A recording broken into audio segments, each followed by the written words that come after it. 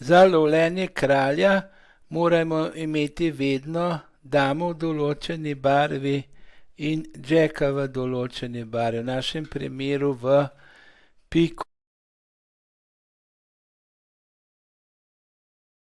Tu moram vzeti z džekom, iti moram više kot teh 10 pik. Sedaj gremo zopet na saft. Igramo damo.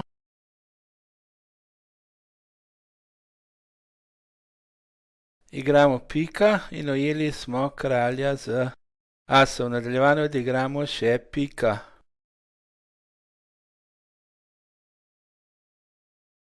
Za lovljenje kralja moramo imeti vedno damo in džeka, poleg asa. Drugače je to lovljenje nesmiselno. Če imamo v obeh rokah vsak 3 karte te barve, potem mora imeti še 10. V tem primeru je možnost, da ujamemo kralja 50%. Kralja lahko ujamemo samo, če je pred asom. Začnemo na ist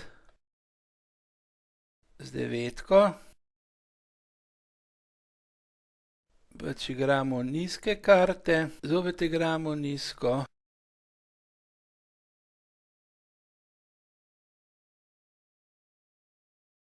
Igramo damo, pade kralj. No in sedaj gremo na ist še po zadnji štih.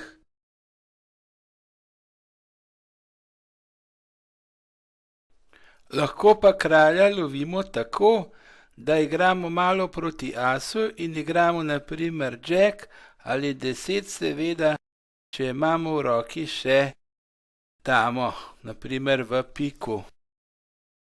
Igramo nizko.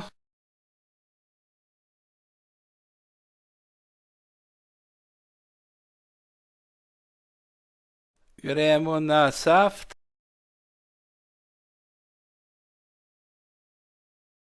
Igramo nizko.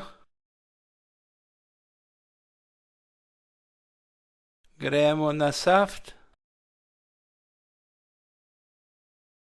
In ujamemo kralja. Imamo še štih v pik dami.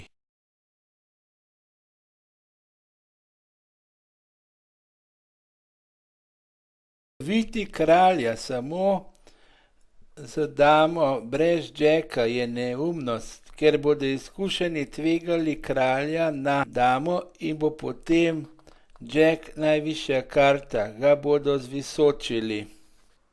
Igramo nizko karto v piku iz safta, vzamemo z 10, se vrnemo nazaj na saft s pomočjo križev. Igramo pik damo, ki jo vzamemo s kraljem, kralja vzame naš as.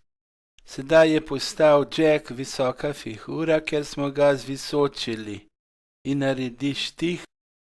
Poleg tega ima naš nasprotnik še štih v piku 8.